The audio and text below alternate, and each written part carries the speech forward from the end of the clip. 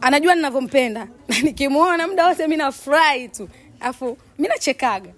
Yaani nikimuona tu mimi nachekaga sana. Haya, nitanie na hapa. Mimi mpole bwana. Atali, inampendeza na inavutia. Umependeza sana. Nashukuru. Single Queens. Ni mwanadada mwenye sauti yako. Wewe ni mgeni katika muziki wa Singeli. Mimi nakutazama pale sana. Mimi naweza nikasema mimi ni mwenyeji wako, lakini mimi jicho langu linakuangalia pale sana. Hajira Kidoti tumezoea kumuona kwenye kamera akiwa anaigiza, analia, anatia huruma, anasikitisha. Niliwahi kukwambia kuna moja naipenda sana. Uliniliza. Niambie, una maintain vipi kutoka kwenye music pamoja na uigizaji? Naweza nikasema cha kwanza mimi kwenye Singeli mimi naweza nikasema Single Queens mimi ndo mtoto wa mwisho, kwa maana sio kiumri ukiachana na Mida. Bado sijamaliza. Sio kiumri, lakini ni mgeni kwenye Singeli, hata nyinyi pia ni mashahidi. Kwa hiyo bado nalelewa.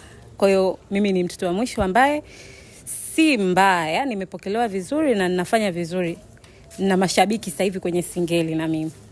Yeah. Kwa hiyo mimi naomba nikusemee. Naomba nikusemee. Ni mgeni, lakini ni mgeni ambaye mgeni mwenyeji. Huyu ni mwanamke ambaye akija kwako hakai asubiri atengewe. Anachakalika. Kama nitakuwa nimekosea kumradhi. Hamna shida. Naomba nirudi kwenye swali lako kwamba na maintain vipi. Hizo zote ni sanaa. Kuigiza ni sanaa, muziki pia ni sanaa.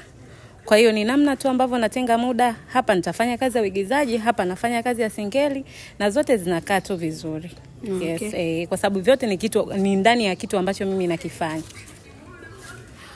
Wanamuita Hajira Kidoti. Naomba jitambulishe. Mimi nimekutambulisha kwa sababu mimi natamani niwe chawa. Chawa. Chawa wako. Mimi bwana naitwa Hajira Kidoti, lakini katika mitandao ya kijamii najiita Hajira Kidoti actress. Okay. Sawa. Hajira, kuuliza swali la kichokozi. Sawa, asante. Nashukuru, karibu sana. Sawa, huyu anamuita Hajira Kidoti na hii ni Single Queens Iftari. Wamependeza sana. Mimi binafsi yangu nawapenda na nafurahi kuwaona. Si hawa tu, wapo na wengine kibao.